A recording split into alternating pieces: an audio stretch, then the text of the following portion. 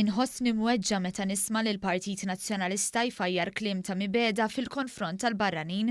Dan qalu Aleksandre Pevak, raġel mis-Serbja illi jgħix Malta u li qed jikkontesta l-elezzjoni tal-Kunsilli Lokali f'San Pawl il-Baħar u li tkellem waqt l-aħħar sessjoni tal-Konferenza Ġenerali Annwali tal-Partit Laburista.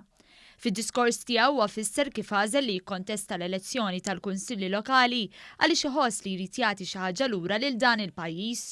Stqar li jħossu sinjur bl-imħabba li joffrulu ċittadini Maltin li fi kliemu ma jitrattawx bħala xi ħadd differenti minnhom.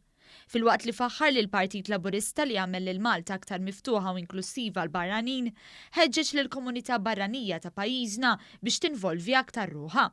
Żied jgħid li jrid li barranin oħra bħalu jħossuhom Maltin daqskemm iħossuhu u biex jiċċelebraw id-diversità u mhux jibżgħu minnha. Fl-aħħar sessjoni tal-konferenza tkellmet ukoll Nikita Lamango li fid-diskors tagħha sostniet fuq l-importanza tal-irwol tan-nisa fis-soċjetà u appellat għad-dixxilpina fl-ambjent.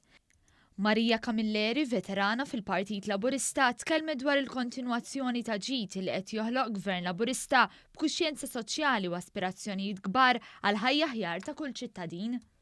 Għamlu diskors tagħhom ukoll tliet żgħażagħ, Carlos Zarp, Naomi Kakija u Perla Ġus. Zarp illi għandu 17-il sena esprima s-sodisfazzjon tiegħu li l-Gvern Laburista juri biċ-ċar li jemmen fiż-żgħażagħ.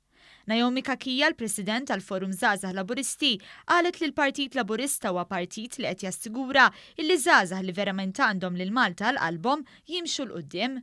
Perla Ġus li hija parteċipanta fil-programm LEAD tkellmet bi kburija dwar il-ħidma li qed issir mill-Moviment Laburista favur l-ugwaljanza. Tkellem ukoll Franco Merċieqa li jenfasizza l-ħidma li qed issir mill-Gvern Laburista fil-Gżira Awċija u fisser kif valur importanti li għandu l-Moviment Laburista huwa dak tal-onestà. Fid-diskors tiegħu il-President tal-Partit Laburista Daniel Mikallef tkellem partikolarment dwar il-ħidma li jeħtieġ issir fil-qasam tal-ambjent.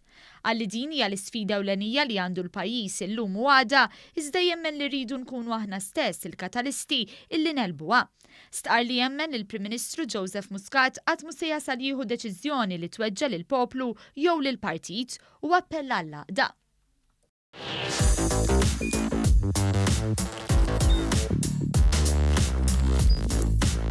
Idħol fuq one.com.mt u hemmhekk tista' tara l-programmi kollha li jxandru fuq One permezz ta' One Play.